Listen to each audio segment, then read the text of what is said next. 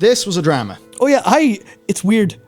This is I think this is the first time this has ever happened, right? Where there was a drama, and I fucking planted my stake in one side and went, fuck this, I'm on one side of this. And then I read what was talked about in the interviews, and I went, I've changed my mind. Oh no. The developer has explained what they're doing, and I've thought about it from their angle, and I agree. And I was like, holy fuck. There you have it. That's literally a first for World of Warcraft. Yeah, so the basically, right, what they're doing is using Season 4 as a bit of a preview of what these seasons could be. The basics are the Dragonflight's going to have 8 dungeons at launch, as has been normal for expansions. Season 1 will have 4 of those dungeons, plus 4 old dungeons, not Shadowlands. Yeah. And Season 2 will have the other 4 dungeons, and then 4 other dungeons, again, not Shadowlands, brought into the Mythic Plus system. Now, Ian had said, he had hoped that... oh, look at this. We've got live updates from Dakor.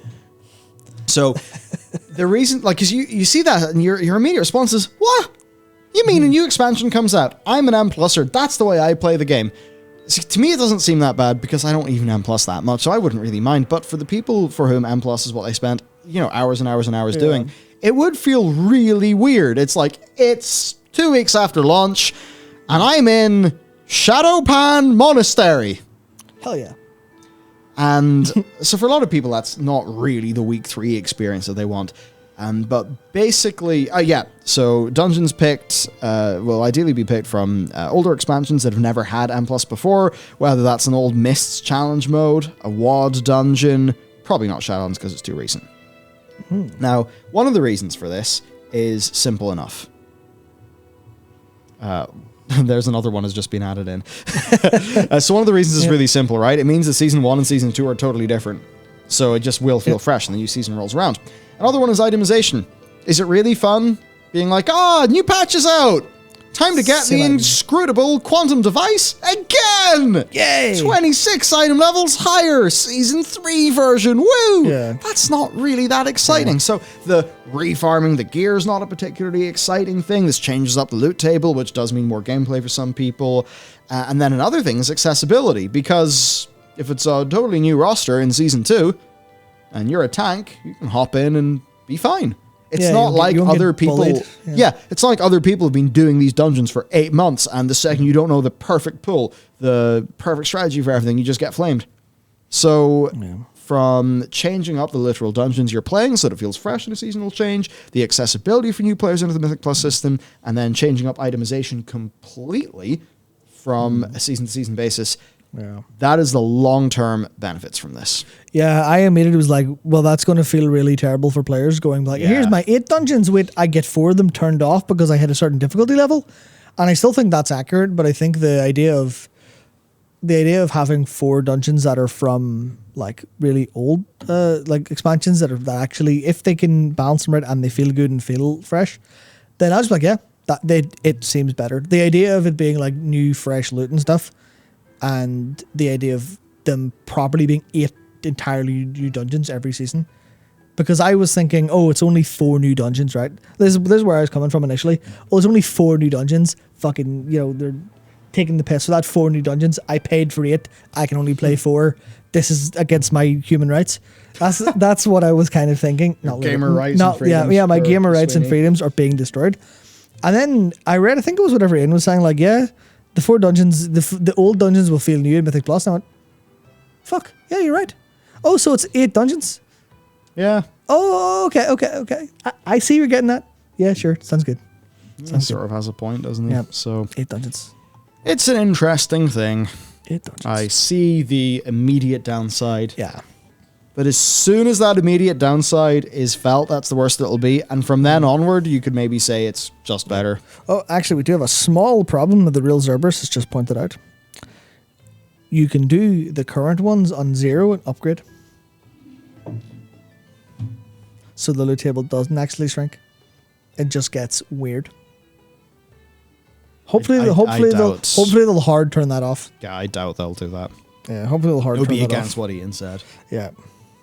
Like, he specifically mentioned, like, getting the same gear again, so... Yeah. Yeah, assuming no changes, yes.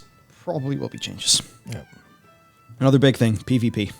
And I can kind of rocket through this one quickly, so I've already sort of talked about it in a video earlier today.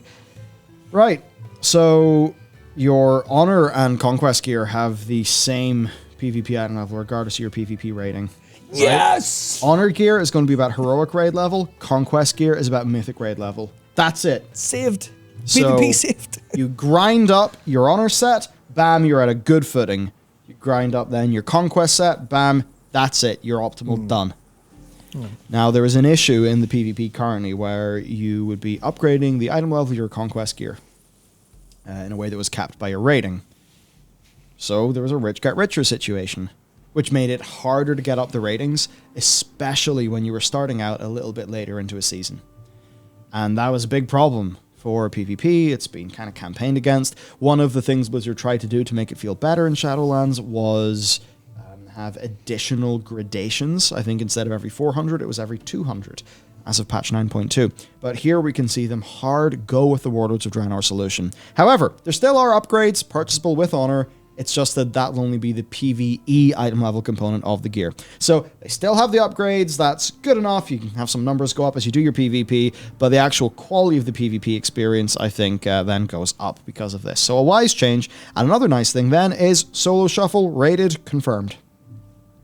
The next thing I would want to hear is solo queue RBGs with a rating. Go for it. Give it a spin. Give it a try. Yeah, because I'm fundamentally more interested in playing an objective-based rated mode, but I want to do that in a way that is match-made with personal, with a personal rating. You want your artificially enforced 50% win rate. There you go. Good old skill-based matchmaking. But it's like, I want that because I don't want to have to go and find an RBG guild. And there's probably like 3 of them in existence. Yeah, and they only play at 6:45 p.m. on a Monday evening. Yeah. Twice on the full moon. Sometimes, like, okay, it's not raid night. I've just came home from work at 9 or whatever. I want to just, blast 1 or 2 of those. I think that's a play format that a lot of people would really like because BGs are awesome. And I also think that some of the quirks in class design and balance, or maybe things, aspects of the arena learning curve. You can say it. Arena sucks. BG's own.